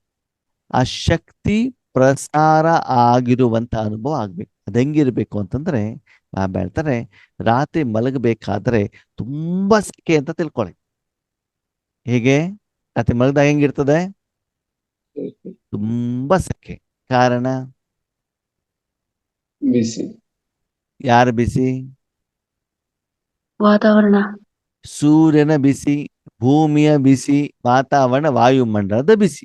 ಅದಕ್ಕಾಗಿ ಅದರ ಪರಿಣಾಮ ಏನಾಗ್ತದೆ? ಆತ್ಮಗಳಿಗೆ ವಾತಾವರಣ, ವಾಯುಮಂಡಲ, ಶರೀರ ಮತ್ತು ಚರ್ಮದ ಮೂಲಕ ಫೀಲ್ ಆಗತ್ತೆ. ಹೌದಾ? ಆವಾಗ ರಾತ್ರಿ ಮಲ್ಕೊಂಡ ನಿದ್ದೆ ಬರುತ್ತಾ ಆರಾಮಾಗಿ? ಇಲ್ಲ. ಇಲ್ಲ. ಅದಕ್ಕೆ ಏನ್ ಮಾಡ್ತೀರಿ? ಎಸಿ. AC ಫ್ಯಾನ್ ಹಾಕೋದಿ. ಸರಿ, ರಾತ್ರಿ ಮಲಗಿದ್ದೀರಾ ಅಂತ ತಿಳ್ಕೊಳ್ಳಿ. ಓಕೆ, ಬೆಳಿಗ್ಗೆ ಆಗೋದ್ರೊಳಗಡೆ ರಾತ್ರಿ ಪೂರ್ತಿ ಮಳೆ ಆಗ್ಬಿಟ್ಟು ಚೆನ್ನಾಗಿ ಮಳೆ ಹೊಡೆದ್ಬಿಟ್ಟು ಬೆಳಿಗ್ಗೆ ಏಳೋ ತನಕ ವಾತಾವರಣ ಹೆಂಗಾಗ್ಬಿಟ್ಟಿದೆ? ಆವಾಗ ಮರುದಿನ ಎದ್ದಾಗ ಆತ್ಮನಿಗೆ ಖುಷಿಯ ಹಗುರತೆಯ ಅನುಭವ ಆಗ್ತದೋ ಆಗಲ್ವೋ? ಆಗುತ್ತೆ. ಹಂಗಂದ್ರೇನು? ಹಂಗಂದ್ರೆ ರಾತ್ರಿ ಆತ್ಮಗಳ ಮಲಗಿರ್ತಾರಲ್ಲ, ಬೆಳಿಗ್ಗೆ ಅಮೃತ ವೇಳೆಯಲ್ಲಿ ನೀವೇನ್ ಮಾಡಬೇಕಾಗ್ತದೆ? ಶಕ್ತಿಯ ಮಳೆಯನ್ನ, ಜ್ಞಾನದ ಮಳೆಯನ್ನ ವಿಶ್ವಕ್ಕೆಲ್ಲರಿಗೂ ಕೂಡ ಕೊಟ್ಟಾಗ ಮರುದಿನ ಬೆಳಿಗ್ಗೆ ಕರ್ಮಕ್ಷೇತ್ರಕ್ಕಂತ ಜನ ಎದ್ದಾಗ ಅವ್ರಿಗೆ ಯಾವ ಅನುಭವ ಆಗ್ಬೇಕು? ಏನಾಗ್ಬೇಕು? ತಂಪಿನ ಅನುಭವ ಆಗ್ಬೇಕಾಗ್ತದೆ. ಅದಕ್ಕೆ ಅಮೃತ ವೇಳೆ ಯೋಗ ನಿಮ್ದು ಹೆಂಗಿರ್ಬೇಕು? ಅಷ್ಟು ಪವರ್. ನೀವು ಬೇಕಾದ್ರೆ ಅಬ್ಸರ್ವೇಷನ್ ಮಾಡಿ, ನೀವು ಕರೆಕ್ಟ್ ಆಗಿ ಯೋಗವನ್ನು ಮಾಡಿದ್ರೆ ನಿಮ್ಮ ಶರೀರ ಯೋಗ ಆದ್ಮೇಲೆ ಹಗೂರ ಆಗತ್ತೆ ಅಲ್ವಾ? ಯೋಗ ಪವರ್ಫುಲ್ ಇದ್ರೆ ಆಗತ್ತೆ ತಾನೆ? ಹಾಗೆ ಇಲ್ಲೂ ಅದೇನೆ, ವಿಕಾರ ಇದ್ರೆ ಏನಾಗ್ತದೆ ಶರೀರ? ಭಾರ ಆಗ್ತಾ ಇರ್ತದೆ ಅಲ್ವಾ? ಖಾರ ತಿಂದ ನಾಲ್ಗೆ ಹೆಂಗಿರ್ತದೆ? ಸಿಹಿ ಇರ್ತದಲ್ವಾ? ಇಲ್ಲ ಹ್ಮ್. ಹಾ ಖಾರ ಅಂತ ಯಾಕೆ ಹಾ ಅಂತ ಹೇಳಿದ್ರು ನಮಗ ಮಾತ್ರ, ಬೇಲ್ಸೀಮೆ ಜನರಿಗೆ ಹಾ ಆಗೋದೇ ಇಲ್ಲ. ಯಾಕೆ ಹೇಳಿ? ಯಾಕೆ ಹೇಳಿ? ಅವ್ರಿಗೆ ಖಾರ ತಿಂದು ತಿಂದು ತಿಂದು, ಮೆಣಸಿನಕಾಯಿ ಬೋಂಡ ತಿಂದು ತಿಂದು ಏನಾಗ್ಬಿಡ್ತದೆ? ಹಾ, ಖಾರ ಅವರಿಗೆ ಟಚ್ ಆಗೋದಿಲ್ಲ. ಜೊತೆಗೆ ಏನ್ ಮಾಡ್ತಾರೆ, ಯಾವಾಗ್ಲೂ ಬಾಯಲ್ಲಿ ಪಾನ್ ಬಿಟ್ಟು ಹಾಕಿರ್ತಾರ, ನಾಲ್ಗೆ ದಪ್ಪ ಆಗಿರ್ತದೆ, ಅವರಿಗೆ ಖಾರ ಏನಾಗೋ ಟಚ್ ಆಗೋದಿಲ್ಲ. ಓಕೆ. ನಾವೇನದು ಅವ್ರು ಹಾಕದ, ಅವರು ಈ ಇದು ಮಾಡ್ತಾರೆ ಏನು, ರೊಟ್ಟಿ ಮತ್ತೆ ಓ, ಒಣ ಮೆಣಸಿನಕಾಯಿ ಇರ್ತದಲ್ಲ, ಒಣ ಮೆಣಸಿನಕಾಯಿದೇ ಏನಿರ್ತದೆ ಹೇಳಿ, ಚಟ್ನಿ ಮಾಡ್ತಾ ಇದ್ರೆ ಮೆಣಸಿನಕಾಯಿ ಉಪ್ಪು ಬಿಟ್ಟು ಬೇರೆ ಏನೂ ಇರೋದಿಲ್ಲ. ಆ ಮೆಣಸಿನಕಾಯಿನೇ ಬಾಯಲ್ಲಿ ಇಟ್ಬಿಟ್ಟು ಏನಾಗ್ತದೆ ಹೇಳಿ ನೋಡೋಣ? ಏನಾಗ್ತದೆ? ಖಾರ ಮೆಣಸಿನಕಾಯಿಂದ ಮಾಡಿರುವಂತ ಒಂದು ಚಟ್ನಿ. ಅದಕ್ಕೆ ತೆಂಗಿನಕಾಯಿ ಇಲ್ಲ, ಬರೀ ಮೆಣಸಿನಕಾಯಿ ಏನ್ ಮಾಡಿದ್ದಾರೆ, ರುಬ್ಬಿದ್ದಾರೆ, ಉಪ್ಪು ಒಂದು ಹಾಕಿದ್ದಾರೆ, ಹುಳಿನೂ ಇಲ್ಲ. ಹಂಗಿದೆ, ಯಾವಾಗ ಏನಾಗ್ತದೆ? ಖಾರ ಅಂದ ನಿಮ್ಮ ಶರೀರದಲ್ಲಿ ಎಲ್ಲೆಲ್ಲಿ ರಂಧ್ರಗಳಿದ್ದಾವೆ ಅಂತ ಗೊತ್ತಾಗ್ತದೆ, ಅಲ್ಲೆಲ್ಲ ಕಡೆಯಿಂದ ನೀರು ಹೊರಗಡೆಗೆ ಬರ್ತದೆ. ಹಾಗೆಯೇ ಈಗ ವಿಕಾರದಲ್ಲಿರುವಂತ ವ್ಯಕ್ತಿಗಳ ಜೊತೆಗೆ ವಾತಾವರಣ ವಾಯುಮಂಡಲ ಜೊತೆಗೆ ಸೇರಿದಾಗ ಎಲ್ಲೆಲ್ಲಿಂದ ದುಃಖಗಳು, ಪರಿಸ್ಥಿತಿಗಳು, ಸಮಸ್ಯೆಗಳು ಬರ್ಬೇಕು, ಎಲ್ಲ ಕಡೆ ಏನಾಗ್ಬಿಡ್ತವೆ, ಬಂದು ಬಿಡ್ತಾವೆ ಅಲ್ವಾ? ಅದಕ್ಕೆ ಬೆಳ್ತಾರೆ, ಆ ಎಲ್ಲ ವೃಕ್ಷವನ್ನ ಏನ್ ಮಾಡ್ಬೇಕು ನೀವು? ಪಾಲನೆ ಮಾಡಬೇಕು. ಆ ಕರ್ತವ್ಯ, ಆ ಜವಾಬ್ದಾರಿ, ಆ ಪೋಸ್ಟ್ ಅನ್ನ, ಆ ಅಧಿಕಾರವನ್ನ ಬಾಬಾ ನಿಮ್ಗೆ ಏನ್ ಮಾಡ್ತಿದ್ದಾರೆ? ಕೊಡ್ತಾ ಇದ್ದಾರೆ. ಅದನ್ನು ಮಾಡ್ತೀರಾ? ಈ ಪೋಸ್ಟ್ ಎಲ್ಲರಿಗೂ ಸಿಗತ್ತಾ? ಸಿಗತ್ತಾ? ಇಲ್ಲ ಈಶ್ವರೀಯ ವಿಶ್ವವಿದ್ಯಾಲಯದಲ್ಲಿ ಈ ಯಜ್ಞದಲ್ಲಿ ಈ ಪೋಸ್ಟ್ ಕೂಡ ಇದೆ. ಎಲ್ಲರೂ ಎಲ್ಲಾ ಪೋಸ್ಟ್ ಅಲ್ಲಿ ಕೆಲಸ ಮಾಡ್ಲಿಕ್ಕೆ ಆಗೋದಿಲ್ಲ. ಕೆಲವೊಬ್ರು ಸ್ಟಾರ್ಟಿಂಗ್ ಅಲ್ಲಿ ಕ್ಲರ್ಕ್ ಆಗಿ ಜಾಯ್ನ್ ಆದ್ರೆ ರಿಟೈರ್ಮೆಂಟ್ ಕ್ಲರ್ಕ್ ಅಲ್ಲೇ ಆಗಿರ್ತಾರೆ. ಕೆಲವೊಬ್ರು ಏನ್ ಮಾಡ್ತಾರೆ, ಹೈಯರ್ ಲೆವೆಲ್ ವರೆಗೂ ಕೂಡ ಹೋಗಿರ್ತಾರೆ. ಅದಕ್ಕೆ ನಿಮ್ಮನ್ನ ನೀವೇನ್ ಮಾಡ್ಕೊಳ್ಳಿ, ಚೆಕ್ ಮಾಡ್ಕೊಳ್ಳಿ. ಪಾರ್ವತಕ್ಕರೆ, ಹೇಳಿ ಅಣ್ಣವ್ರೆ. ಹಾ, ಸ್ಟಾರ್ಟಿಂಗ್ ಅಲ್ಲಿ ನೀವು ಯಾವ ಸೇವಾ ಕೇಂದ್ರದಲ್ಲಿ ಇದ್ರಲ್ಲ, ಹೌದು ಅಲ್ಲೇ ತಾನೇ ನಾವು ಕೂಡ ಜ್ಞಾನಕ್ಕೆ ಬಂದಿದ್ದು. ಹೌದು ಆಗಿನ ಲೆವೆಲ್ಗೂ ಈಗಿನ ಲೆವೆಲ್ಗೂ ಯೋಗೇಶ್ ಅನ್ನೋದು ಒಂದೇ ಇದೆಯಾ? ಇಲ್ಲ ಅಣ್ಣವ್ರೆ. ಪೋಸ್ಟ್ ಹೇಳಕ್ಕೆ ಪೊಸಿಷನ್ ಚೇಂಜ್ ಆಗಿದೆ ಇಲ್ವೋ? ಆಗಿದೆ ಅಣ್ಣವ್ರೆ, ಹೇಳಕ್ಕೆ ಸಾಧ್ಯ ಇಲ್ಲ. ಅದೇ ಲೆವೆಲ್ಗೆ ಇದ್ದಿದ್ರೆ ನಾವು ಇನ್ನೂ ಅಲ್ಲೇ ಇದೀವಲ್ಲ ಕ್ಲರ್ಕ್ ಆಗಿ. ಅಲ್ಲೇ ಇರ್ತಿದ್ವಿ ಅಲ್ವಾ? ಹೌದು ಹಾಗೆ ನಿಮ್ಮ ಜೊತೆಗೆ ಒಂದೇ ಸೇವಾ ಕೇಂದ್ರ, ಒಬ್ಬರೇ ಟೀಚರ್, ಒಂದೇ ಜ್ಞಾನ, ಒಂದೇ ಮುರಳಿ, ಹೌದಾ? ಹೌದು ನಾವು ಸಾಧನೆ ಮಾಡ್ತಾ ಮಾಡ್ತಾ ಮಾಡ್ತಾ ನೆಕ್ಸ್ಟ್ ಪೋಸ್ಟ್ ತಗೊಂಡ್ ಏನ್ ಮಾಡ್ತೀವಿ, ಮೇಲಕ್ಕೆ ಬಂದ್. ಮೇಲಕ್ಕೆ ನೀವೇನ್ ಮಾಡ್ತೀರಿ? ಕ್ಲರ್ಕ್ ಆಗೇ ಇದ್ದೀವಿ. ಅಲ್ಲೇ ಅಲ್ವಾ? ಅದಕ್ಕೆ ಬಾಬಾ ಹೇಳ್ತಾರೆ, ಅದಕ್ಕೆ ತಕ್ಕ ಹಾಗೆ ಸಾಧನೆ, ಹೋಮ್ವರ್ಕ್, ಸೀರಿಯಸ್ನೆಸ್ ಮಾಡ್ತಾ ಹೋದಾಗ ಇಲ್ಲೂ ಕೂಡ ಬಾಬಾ ಹೇಳ್ತಾರೆ ಪ್ರಮೋಷನ್ ಸಿಗ್ತದೆ. ಇಲ್ಲಿ ಎಷ್ಟು ವರ್ಷದಿಂದ ಇದ್ದೀರಿ ಹೇಳೋದು ಇಂಪಾರ್ಟೆಂಟ್ ಅಲ್ಲ, ಹೊಸಬರು ಕೂಡ ತೀವ್ರ ಪುರುಷಾರ್ಥದಿಂದ ಸಾಧನೆಯಿಂದ ಏನ್ ಮಾಡ್ಬೋದು, ಮುಂದೆ ಮುಂದಕ್ಕೆ ಹೋಗುದು. ಹೋಗಲಿಕ್ಕೆ ಸಾಧ್ಯ ಇದೆ. ಅದಕ್ಕಾಗಿ ಸಮಯದ ಅನುಸಾರ ಯಾವ ಪೋಸ್ಟ್ ಹೇಳ್ತಿದ್ದಾರೆ, ಅದನ್ನ ನನ್ನ ಡ್ಯೂಟಿ ಏನು, ಅದರ ಕರ್ತವ್ಯ ಏನು, ಅದನ್ನ ನಾನೇನ್ ಮಾಡ್ಬೇಕು, ಚೆನ್ನಾಗಿ ಅರ್ಥ ಮಾಡ್ಕೊಳ್ಬೇಕಾಗತ್ತೆ. ಹಾಗಿದ್ರೆ ಈ ಪೋಸ್ಟ್ ಬಾಬಾ ಏನ್ ಹೇಳ್ತಿದ್ದಾರೆ, ಇದ್ರಲ್ಲಿ ಜ್ಞಾನ ಹೇಳುವಂಥದ್ದು ಇರುತ್ತಾ? ಇಲ್ಲ ಧೂಳಿ ಕೊಡೋದಿರುತ್ತಾ? ಇಲ್ಲ ಮೌಂಟ್ ಅಬು ಕರ್ಕೊಂಡು ಹೋಗೋದಿರ್ತದ? ಇಲ್ಲ ಪಾಂಪ್ಲೆಟ್ಸ್ ಕೊಡೋದಿರುತ್ತಾ? ಇಲ್ಲ. ಏನಿರ್ತದೆ, ಮನಸ್ಸನ್ನ ಬಾಬನ ಕೈಯಲ್ಲಿ ಕೊಡೋದು, ಪೂರ್ತಿ ವಿಶ್ವಕ್ಕೆ ಏನು ಕೊಡೋದು, ಶಕ್ತಿಯನ್ನು ಕೊಟ್ಟು ಆ ಶಕ್ತಿಯ ಕರ್ಮದ ಫಲದ ಲಾಭದ ಅನುಭವ ಮಾಡ್ತಾ ಇರೋದು ಅಷ್ಟೇ ಕೆಲಸ. तो अपने को सारे वृक्ष को सकाश देने वाले अनुभव करते हो. ನೀವು ಅನುಭವ ಮಾಡ್ತಿದ್ದೀರಾ ಏನಂತ, ನಾನು ಪೂರ್ತಿ ವೃಕ್ಷಕ್ಕೆ ಶಕ್ತಿ ಕೊಡ್ತಿದ್ದೀನಿ ಅಂತ ಅನುಭವ ಮಾಡ್ತೀರಾ?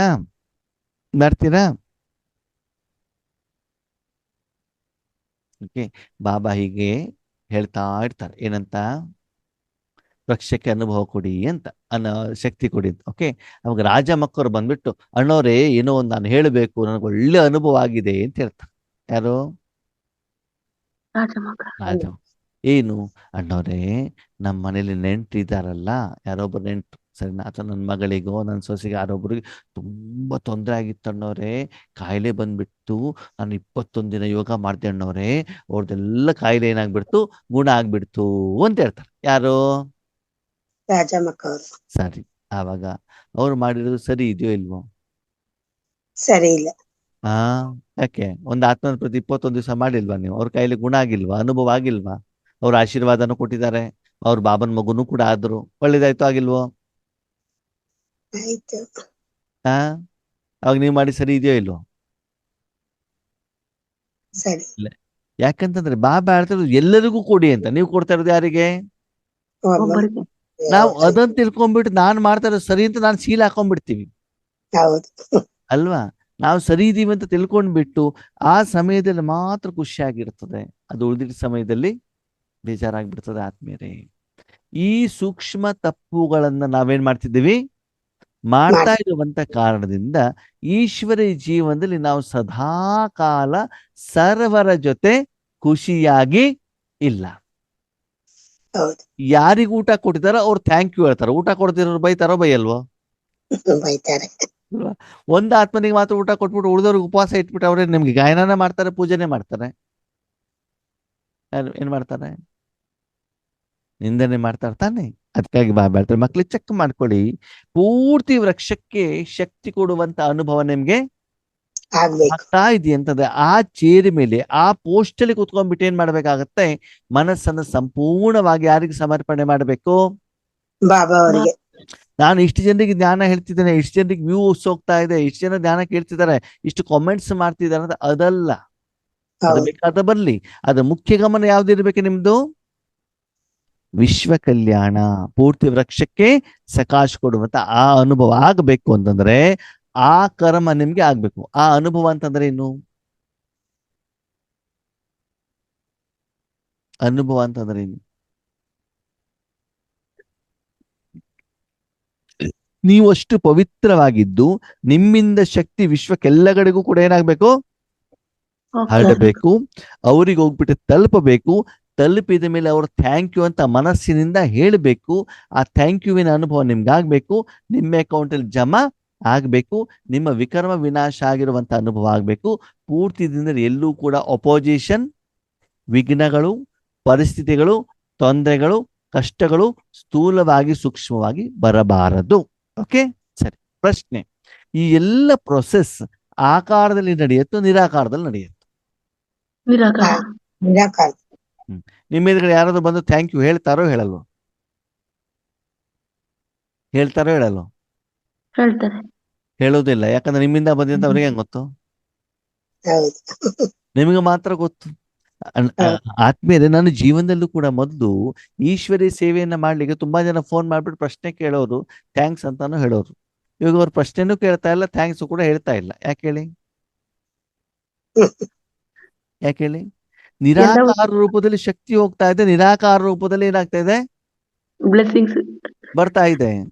ಆವಾಗ ಗೊತ್ತಾಗ್ತಾ ಇದೆ. ಆವಾಗ ಅವರು ಸ್ಥೂಲವಾಗಿ ಪ್ರಶ್ನೆ ಕೇಳೋದು, ಸ್ಥೂಲವಾಗಿ ಉತ್ತರ ಕೊಡೋದು, ಸ್ಥೂಲವಾಗಿ ಥ್ಯಾಂಕ್ ಯು ಅಂತ ಹೇಳೋದು, 4 ತಿಂಗಳ ಸ್ಥೂಲವಾಗಿ ಅವ್ರು ನಿಂದನೆ ಮಾಡೋದು ಎಲ್ಲ ಬರ್ತಾ ಇತ್ತು.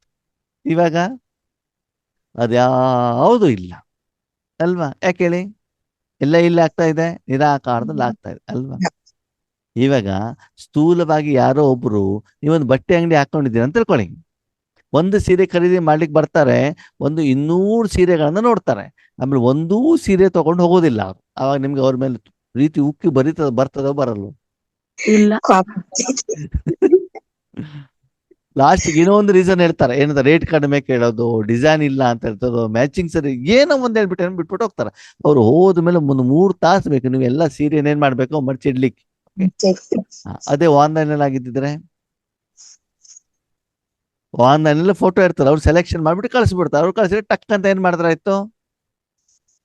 ಕಳಿಸಿದ್ರಾಯ್ತು. ಓಕೆ, ಆವಾಗ ಆ ಕಸ್ಟಮರ್ ನಿಮ್ ಕಡೆಗೆ ಬರ್ತಾರೋ ಬರಲ್ಲೋ? ನಿಮ್ ಸಮ್ಮುಖದಲ್ಲಿ ಬರ್ತಾರೋ ಬರಲ್ಲೋ? ಬರಲ್ಲ.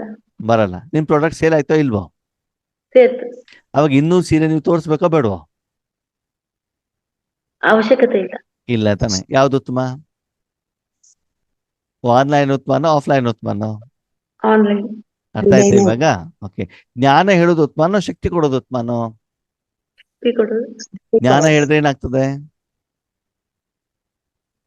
ಉಲ್ಟಾ ಪಲ್ಟಾ ಪ್ರಶ್ನೆ ಕೇಳ್ಬಿಟ್ಟು ಏನ್ ಮಾಡೋದು ಅಲ್ವಾ? ಶಕ್ತಿ ಕೊಟ್ಟಾಗ ಪ್ರಶ್ನೆ ಕೇಳುವಂತ ಪ್ರಶ್ನೆನೇ ಇಲ್ಲ ಅಲ್ವಾ? ಅದಕ್ಕಾಗಿ ನಿಮ್ಮನ್ನ ಏನ್ ಮಾಡ್ತಿದಾರೆ ಬಾಬಾ? ನೆಕ್ಸ್ಟ್ ಲೆವೆಲ್ಗೆ ಕರ್ಕೊಂಡು ಹೋಗ್ತಾ ಇದ್ದಾರೆ. ಅದನ್ನು ಮಾಡಬೇಕು ಅಂತಂದ್ರೆ ನಾವೇನ್ ಮಾಡ್ಬೇಕಾಗ್ತದೆ? ಆ ಸಾಧನೆಯನ್ನ ಮಾಡ್ಬೇಕಾಗ್ತದೆ. नशा रहता है कि हम पूर्वज सर्व आत्माओं रूपी टाल टालियों का या पत्तों का सकाश दे रहे हैं. ಈ ರೀತಿ ನಶಾ ಇರ್ತದ. ನಾವು ಪೂರ್ವಜರಾಗಿ ಸರ್ವ ಆತ್ಮರೂಪಿ ರೆಂಬೆ ಕೊಂಬೆಗಳಿಗೆ, ನಾವು ಎಲೆಗಳಿಗೆ ಸಕಾಶ ಕೊಡ್ತಿದೀವಿ ಅಂತ ನಶೆ ಇರ್ತದ? ಇರ್ತದೇ ಇರಲ್ವಾ? ಇರ್ತದೆ. ಇರ್ತದ. ಯಾವ ನಶೆ? ಅಥವಾ ಅಥವಾ ಓಕೆ, ನಶೆ ಇಲ್ದೇ ಇರೋದಕ್ಕೆ ಒಂದು ಎಕ್ಸಾಂಪಲ್ ಕೊಡಿ ನೋಡೋಣ.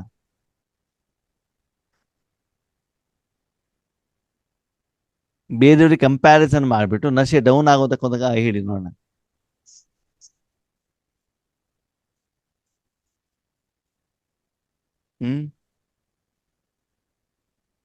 ನೋಡಿ, ಯೋಗೀಶನ್ ಎದುರುಗಡೆ ಎಷ್ಟು ಜನ ಆತ್ಮಗಳು ಬರ್ತಾರೆ, ಎಷ್ಟು ಜನ ವಿಡಿಯೋ ಕೇಳ್ತಾರೆ ಅಂತ ನಾವೇನ್ ಮಾಡ್ತೀವಿ?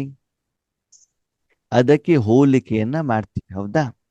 ಶಿವಾನಿ ಬೇನ್ ಎದುರುಗಡೆ ನೋಡಿ ಎಷ್ಟು ಚಂದ ಆತ್ಮಗಳು ಬರ್ತಾರೆ, ಎಷ್ಟೆಲ್ಲ ಜನ ಕ್ಲಾಸ್ ಅನ್ನ ಕೇಳ್ತಾರೆ. ಇವತ್ತು ಪ್ರೋಗ್ರಾಮ್ ಅಲ್ಲಿ ಎಷ್ಟು ಜನ ಸೇರಿದ್ರು? 5,000 ಜನ. ಎಲ್ಲಿ? ಎದೆ ಕಡೆಗೆ. ಅವ್ರ ಕ್ಲಾಸ್ ಎಷ್ಟು ಜನ ಕೇಳಿದ್ದಾರೆ? ಆನ್ಲೈನ್ ಅಲ್ಲಿ 1,00,000 ಜನ. ಓಕೆ, ಸರಿ. ಅವರು ಜ್ಞಾನದ ಮೂಲಕ ಅಥವಾ ಆ ಸಮಯದಲ್ಲಿ ಬಾಬಾನ ಜೊತೆಗೆ ಜೋಡಣೆ ಆಗಿದ್ರ ಮೂಲಕ ಆತ್ಮಗಳಿಗೆ ಶಕ್ತಿಯನ್ನ ಕೊಡ್ತಾ ಇದ್ದಾರೆ. ಸರಿ, ನೀವೇನ್ ಮಾಡ್ತೀರಿ? ನಿಮ್ಮ ಮನೇಲಿ ಕೂತ್ಕೊಂಡು, ವೃಕ್ಷದಲ್ಲಿ ಕೂತ್ಕೊಂಡು ಶಕ್ತಿ ಕೊಡ್ತಾ ಇದ್ದೀರಾ. ಯಾವುದು ಶ್ರೇಷ್ಠ? ಯಾವುದು ಶ್ರೇಷ್ಠ?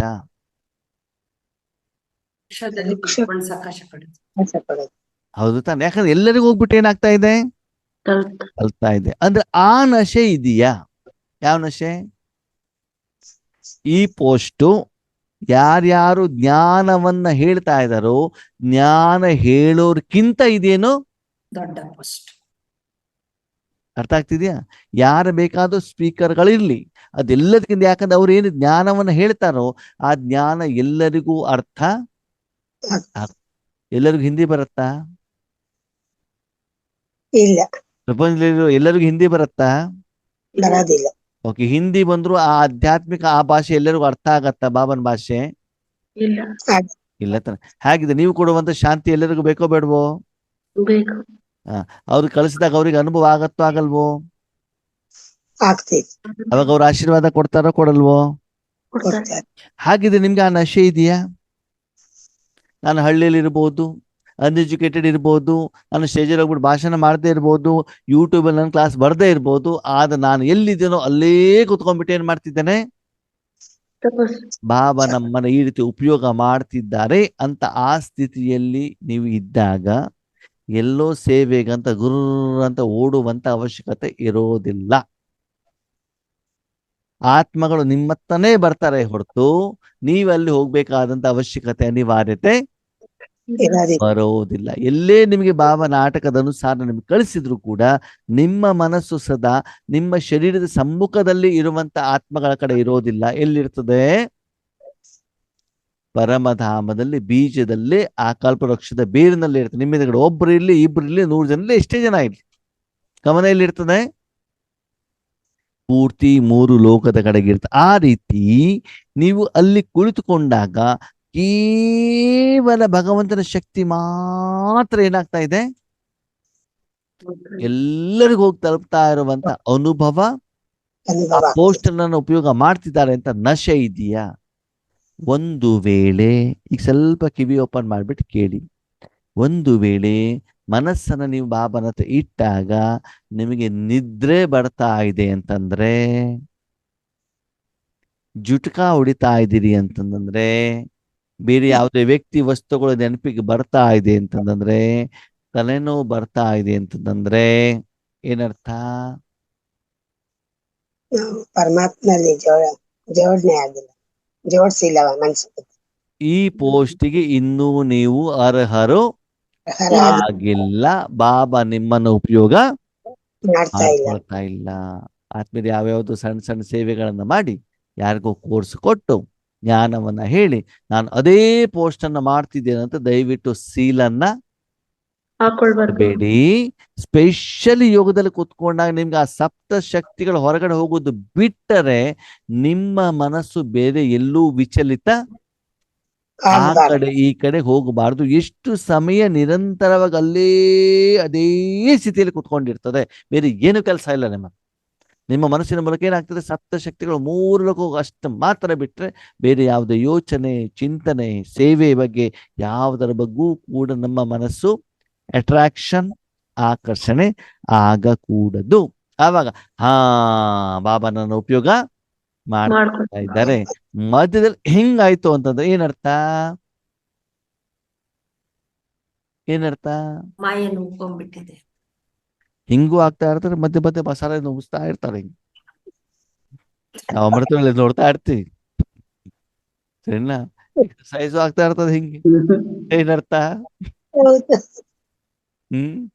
ಅಂಗಡಿ ಓಪನ್ ಆಗ್ಲಿಲ್ಲ ಅಂತ ಅರ್ಥ, ಸೇವೆ ನಡೀತಾ ಇಲ್ಲ ಅಂತ ಅರ್ಥ, ಸರಿನಾ? ಯಾರಿಗಾದ್ರೂ ಬೇಕಾದ್ರೆ ವಿಡಿಯೋ ಆನ್ ಮಾಡಿ, ನಾನು ವಿಡಿಯೋ ರೆಕಾರ್ಡ್ ಮಾಡ್ಬಿಟ್ಟು ಕಳಿಸ್ತೇನೆ, ಯಾರ್ಯಾರ ಸ್ಥಿತಿಗಳು ಹೆಂಗಿರ್ತವೆ ಅಂತ. ಅಷ್ಟಾಪಟ್ಬಿಡು, ಅಯ್ಯೋ ಅಮೃತವೇಳೆ ಮಾಡ್ಬೇಕಲ್ಲ, ಅಯ್ಯೋ ಮಾಡಿಲ್ಲ ಅಂತ ಬಾಬಾ ವಿಚಾರ ಮಾಡ್ಕೊಳ್ತಾರಲ್ವಾ ಅಣ್ಣವ್ರೆ, ಶ್ರೀಮತ್ ಅಲ್ವಾ, ನೇಮ ಅಲ್ವಾ, ಮಾಡ್ಬೇಕಲ್ವಾ. ಖುಷಿ ಇರೋದಿಲ್ಲ, ನಶೆ ಇರೋದಿಲ್ಲ. ಅದನ್ನೇ ಬಾಬಾ ಹೇಳ್ತಾರ, ನಶೆಯಿಂದ ಮಾಡ್ತಿರೋ ಹೌದು. ಅಥವಾ ಮನಸ್ಪೂರ್ವಕವಾಗಿ ಮಾಡ್ತಿರೋ ಅಥವಾ ಭಯ ಹೆದರಿಕೆಯಿಂದ ನೇಮದಿಂದ ಮಾಡ್ತಿರೋ ಅಂತ ಏನ್ ಮಾಡ್ಕೊಳ್ಳಿ. ಸೆಟ್ ಮಾಡ್ಕೊಳ್ಳಿ. ಇನ್ನು ಕೆಲವರು ತುಂಬಾ ಬುದ್ಧಿವಂತರು ಇರ್ತಾರೆ, ಯೋಗೇಶನ ಬಂದ ತಕ್ಷಣ ವಿಡಿಯೋ ಆನ್ ಮಾಡ್ಬಿಡ್ತಾರೆ, ಅಲ್ಲಿವರೆಗೂ ಆಫ್ ಆಗಿರ್ತದೆ. ಇನ್ನು ಕೆಲವರು ಹೆಂಗಿರ್ತಾರೆ ಅಂತಂದ್ರೆ ಮಾಡ್ತಾ ಇರ್ತಾರೆ, ನಿದ್ರೆ ಬಂದ ತಕ್ಷಣ ವಿಡಿಯೋ ಆಫ್ ಮಾಡ್ಬಿಡ್ತಾರೆ. ಯಾಕೆ ಹೇಳಿ? ನಿದ್ದೆ ಮಾಡೋದು. ಗೊತ್ತಾಗ್ಬಿಡ್ತದಲ್ಲ, ಕ್ಲಾಸಲ್ಲಿ ಯೋಗೇಶನ ಹೇಳ್ಬಿಡ್ತಾರಲ್ಲ, ಅದಕ್ಕೆ ವಿಡಿಯೋ ಆಫ್ ಮಾಡ್ಬಿಡುದು. ಅವಾಗ ನಾವೇನ್ ಮಾಡ್ತೇವೆ ನಮ್ಗೇನು ಗೊತ್ತು, ಯಾರಿಗೆ ಗೊತ್ತು ಅಲ್ವಾ? ಅದಕ್ಕೆ ಇಲ್ಲಿ ಬಾಬಾ ಏನ್ ಹೇಳಿದ, ಮಕ್ಕಳೇ ನೀವು ವಿಡಿಯೋ ಆನ್ ಮಾಡ್ಬಿಟ್ಟು ಯೋಗೇಶನ ಕಣ್ ತಪ್ಪಿಸ್ಬೋದು, ಶಿವಬಾಬನ ಕಣ್ ತಪ್ಪಿಸ್ಲಿಕ್ಕೆ ಆಗತ್ತಾ? ಇಲ್ಲ. ಹಾಗಲ್ಲ. ಹೌದು ತಾನೆ? ಅದಕ್ಕಾಗಿ ಆ ನಶೆ ಇದೆಯಾ ಅಂತ ಬಾಬಾ ಕೇಳ್ತಾ ಇರೋದು. जैसे ब्रह्मा बाबा को ग्रेट ग्रेट ग्रैंड फादर कहते हैं, तो उनके आप साथी बच्चे भी master great great grand father हो. ಬ್ರಹ್ಮ ಬಾಬಾ ಅವ್ರಿಗೆ ಏನ್ ಹೇಳ್ತಾರೆ? ಗ್ರೇಟ್ ಗ್ರೇಟ್ ತಾತ, ಅಜ್ಜ, ಮುತ್ತಜ್ಜ ಅಂತ ಹೇಳ್ತಾರೆ. ಹಾಗೆ ಅವನ ಜೊತೆಲಿರುವಂತ ನೀವು ಕೂಡ ಬಾಪ್ ಸಮಾನ ಏನಾಗ್ಬೇಕು? Master great great grandfather ಆಗ್ಬೇಕು. ಅಂದ್ರೆ ಮಾಸ್ಟರ್ ಅಷ್ಟೇ, ನೀವು ಸಾಧನ ಅಷ್ಟೇ. ವರ್ತಮಾನ ಸಮಯದಲ್ಲಿ ಬ್ರಹ್ಮ ಬಾಬಾರವರು ಅವ್ಯಕ್ತ ರೂಪದಲ್ಲಿ ಹೇಗೆ ವಿಶ್ವಕ್ಕೆ ಪಾಲನೆ ಮಾಡ್ತಾ ಇದ್ದಾರೋ ಅದೇ ರೀತಿ ನೀವು ಬಾಬಾರ ಪಕ್ಕದಲ್ಲಿ ಕೂತ್ಕೊಂಡ್ಬಿಟ್ಟು ಏನ್ ಮಾಡ್ಬೇಕು? ಬಾಬಾರವರ ಮೂಲಕ, ನಿಮ್ಮ ಮನಸ್ಸಿನ ಮೂಲಕ ಪೂರ್ತಿ ವಿಶ್ವಕ್ಕೆ ಭಗವಂತನ ಶಕ್ತಿಯನ್ನ ಕೊಡುವಂತ ಕೆಲಸವನ್ನ ಮಾಡ್ಬೇಕು. ಮಾಡಬೇಕಾದಂತ ಸಮಯ, ಸಂದರ್ಭ, ಅವಶ್ಯಕತೆ ಈಗ ಏನಾಗಿದೆ? ಬಂದಿದೆ. ಅದನ್ನು ಯಾರು ಮಾಡ್ತಾರೋ ಅವ್ರ ಈಶ್ವರ ಜೀವನ ಹೆಂಗಿರ್ತದೆ? ಮಸ್ತ್ ಆಗಿರ್ತದೆ, ಖುಷಿಯಾಗಿರ್ತದೆ. ಇನ್ನು ತುಂಬಾ ಜನ ಏನ್ ಮಾಡ್ತಾರೆ ಗೊತ್ತಾ? ಪ್ರಶ್ನೆಗಳಿಗೆ ಕರೆಕ್ಟ್ ಆಗಿ ಆನ್ಸರ್ ಹೇಳ್ತಾ ಇರ್ತಾರೆ. ಯೋಗದಲ್ಲಿ ಕೂಡಿದ ತಕ್ಷಣ ಎಲ್ಲಿಂದ ಆ ನಿದ್ರೆ ಬರ್ತದೋ ಇನ್ನು ಸ್ವೀಟ್ ಆಗಿ ಏನಾಗ್ಬಿಡ್ತದೆ, ಬಂದೇ ಬಿಡ್ತದೆ. ಅಂದ್ರೆ ಅರ್ಥ ಏನ್ ಗೊತ್ತಾ? ಪ್ರಶ್ನೆಗಳಿಗೆ ಉತ್ತರ ಹೇಳಿದ ತಕ್ಷಣದಲ್ಲಿ ನೀವು ಆ ಸ್ಥಿತಿಯಲ್ಲಿ ಇದ್ದೀರಾ ಅಂತ ಅರ್ಥ ಅಲ್ಲ. ಅಲ್ಲ. ನೀವು ಅರ್ಥ ಸ್ಪಷ್ಟವಾಗಿ ಹೇಳಿರಬಹುದು, ಜ್ಞಾನ ಕ್ಲಿಯರ್ ಆಗಿರಬಹುದು, ಆದರೆ ಕರ್ಮ ಮಾಡಬೇಕಾದ್ರೆ ಆ ಸ್ಥಿತಿ ನಮ್ದು ಇರೋದಿಲ್ಲ. ಯಾರು ಚೆಕ್ ಮಾಡ್ಕೊಳ್ಬೇಕು? ನಾನು ನಾನೇ ಚೆಕ್ ಮಾಡ್ಕೊಳ್ಬೇಕಾಗ್ತದೆ. ಕೆಲವೊಂದ್ಸಲ ನಾವು ನೋಡ್ತೀವಿ, ಏನು ಗೊತ್ತಾ? ಇವರಿಗೆಲ್ಲ ಜ್ಞಾನ ಅರ್ಥ ಆಯ್ತು, ಇವ್ರಿಗೆ ಸ್ಪಷ್ಟವಾಗಿ ಏನ್ ಮಾಡ್ತಿದ್ದಾರೆ? ಉತ್ತರವನ್ನ ಕೊಡ್ತಾ ಇದ್ದಾರೆ ಅಂತ. ಆದ್ರೆ ವಾಸ್ತವಿಕವಾಗಿ ಹಾಗೆ ಇರೋದಿಲ್ಲ. ಇನ್ನೊಂದು ಏನ್ ಗೊತ್ತಾ? ನಿಮ್ ಕಡೆ ಎದುರುಗಡೆ ಏನ್ ಕಾಣ್ತಾರೋ ಅದು ಸತ್ಯ ಇರೋದೇ ಇಲ್ಲ. ಹೌದು. ಹಂಗಂದ್ರೆ ಎಷ್ಟೋ ಕಡೆ ಕಾರ್ಯಕ್ರಮಕ್ಕೆ ಹೋದಾಗ ಎದುರುಗಡೆ ಬಂದು ಕುಂತಿರ್ತಾರೆ, ಕಣ್ಣು ಹಿಂಗಿ ಬಿಡ್ಕೊಂಡು ಕುಂತಿರ್ತಾರೆ, ಜ್ಞಾನವನ್ನು ಕೂಡ ಬಾಯಲ್ಲಿ ಹೇಳ್ತಾ ಇರ್ತಾರೆ. ಲಾಸ್ಟಿಗೆ ಹೇಳಿದ್ರೆ ಅಣ್ಣವ್ರ ಅನುಭವನೇ ಆಗ್ಲಿಲ್ಲ ಅಂತ. ಯಾರೊಬ್ರು ಅಜ್ಜಿಯಾಗಿ ಕುಂತಿರ್ತಾರೆ, ಹಿಂದೆ ಕುಂತಿರ್ತಾರೆ, ಹಿಂಗೆ ಮಾಡ್ತಾ ಕುಂತಿರ್ತಾರೆ, ಅಯ್ಯೋ ನೋಡಿ ಎಷ್ಟು ಚೆನ್ನಾಗ ಅನುಭವ ಆಯ್ತು ಗೊತ್ತಾ ಅಂತ ಮನಸ್ಸಿನಿಂದ ಏನ್ ಮಾಡ್ತಿರ್ತಾರೆ ಅವರು? ಹೇಳ್ತಾ ಇರ್ತಾರೆ. ಓಕೆ, ಅದಕ್ಕಾಗಿ ಬಾಬಾ ಏನ್ ಹೇಳ್ತಾರೆ? ಮಕ್ಕಳೇ, ನೀವು ಬ್ರಹ್ಮ ಬಾಬಾ ಸಮಾನ ಏನಾಗ್ಬೇಕು? ಗ್ರೇಟ್ ಗ್ರೇಟ್ ಗ್ರ್ಯಾಂಡ್ ಫಾದರ್ ಆಗ್ಬೇಕು. ಓಕೆ, ಓಂ ಶಾಂತಿ. ಓಂ ಶಾಂತಿ.